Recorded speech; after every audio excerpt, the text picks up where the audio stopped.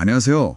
오늘 딥다이브에서는 여러분이 보내주신 자료, 바로 그 미국 국세청, IRS의 2024년도 양식 1040 스케줄 B를 살펴보겠습니다. 네, 안녕하세요. 이게 뭐 이자나 배당금 소득 아니면 또 해외 금융계좌 있으신 분들한테는 정말 중요한 서류죠. 맞습니다. 세금 보고 시즌이 아니더라도 미리 알아두시면 좋죠. 네, 그래서 오늘 저희 미션은 이 스케줄 B의 핵심, 특히 좀 놓치기 쉬운 부분들, 그리고 왜 IRS가 특정 정보에 주목하는지 그걸 좀 파헤쳐보는 겁니다. 네, 좋습니다. 이 스케줄 B가 기본적으로는 이자랑 일반 배당금 소득 보고하는 곳인데요. 네. 근데 사실 이 양식의 진짜 핵심은 특정 기준 금액을 넘거나 아니면 해외 활동이 있을 때 그때 추가 정보를 요구한다는 데 있어요. 아, 추가 정보요? 네, 특히 그 파트 3 부분이요. IRS가 이제 해외 자산 은닉 같은 걸 막으려고 아주 중요하게 보는 부분입니다. 그렇군요. 그럼 파트 1, 이자 소득부터 한번 볼까요? 뭐 은행이나 금융기관 이자 받는 거 적는 건데 근데 여기에 첫 번째 중요한 그 기준 금액이 딱 나오죠? 정확합니다. 라인 4 보시면요. 과세 대상 이자 소득 총액, 이게 $1,500. 1,500달러요? 네, 이걸 초과하면 그냥 총액만 딱 적는 게 아니에요. 파트 3로 가서 상세 내용을 적어야 하거든요. 아, 파트 3예요, 바로. 네, 라인 1에는 이자 준 곳, 지급자 이름 적어야 하고요.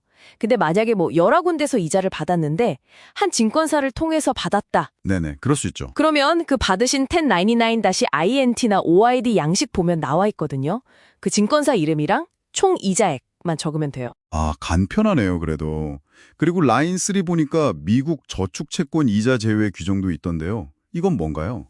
아, 네. 그건 이제 1989년 이후에 발행된 특정 시리즈 E나 I 채권 이자를 교육비 목적으로 썼을 때 해당될 수 있어요. 교육비요? 네. 그러면 폼 8815라는 걸 또 써서 내야 해요. 그걸 첨부하면 이자 소득에서 그만큼 뺄 수 있는 거죠. 근데 뭐 모든 채권이 다 되는 건 아니라서 이건 확인은 필수입니다. 알겠습니다. 자, 그럼 파트 2, 일반 배당금. 이걸로 넘어가 보죠. 이것도 그럼 이자랑 비슷한가요? 그 1,500달러 기준? 네, 구조가 거의 똑같아요. 라인 5에 배당금 지급자 이름 적고요.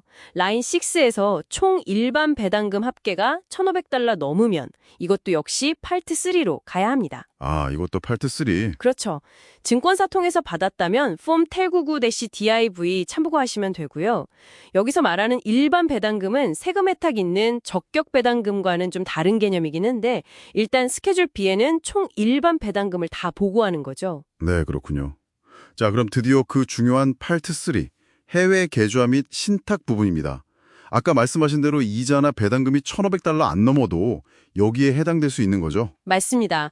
이 파트 3를 써야 하는 경우가 크게 세 가지예요.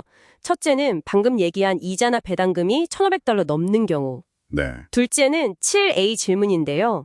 2024년 중에 단 하루라도 해외 금융계좌에 대한 재정적 이해관계, 서명 권한이 있었던 경우. 아, 그 둘 중 하나라도요? 네. 그리고 셋째는 8번 질문, 해외 신탁 관련된 경우죠.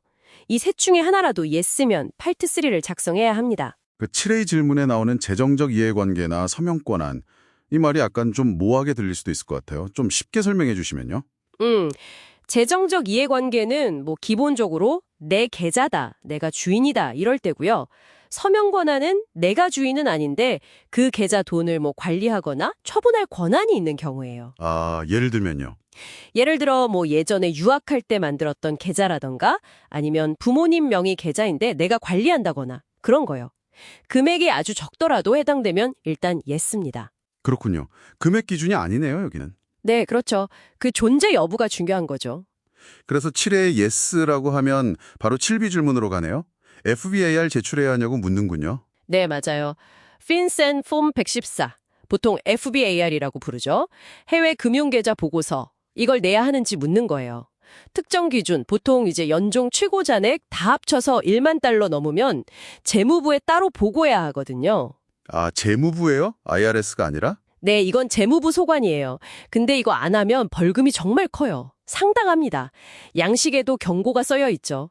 그리고 경우에 따라서는 폼 8938이라고 또 다른 해외자산 보고 양식을 내야 할 수도 있고요. 아, 또 있어요. 복잡하네요. 네, FBAR보다 기준자산 규모는 더 크긴 한데 중복될 수도 있어서 확인해야 합니다. 그리고 8번 질문, 해외 신탁 관련해서 예스면 폼 3520을 고려하라고 돼 있네요.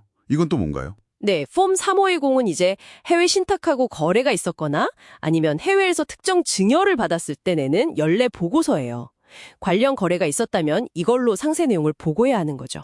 그렇군요. 네, 그래서 이 파트 3가 단순히 소득 신고를 넘어서 해외 금융활동의 투명성을 확보하려는 IRS의 의지가 담긴 아주 중요한 부분이라고 할 수 있습니다. 자, 정리를 좀 해보면 스케줄 B는 단순히 $1,500 넘는 이자나 배당금 소득이 있을 때만 쓰는 게 아니라 해외 금융 계좌를 갖고 있거나 서명 권한이 있거나 아니면 해외 신탁 거래가 있을 때도 작성해야 하는 일종의 관문 같은 거네요.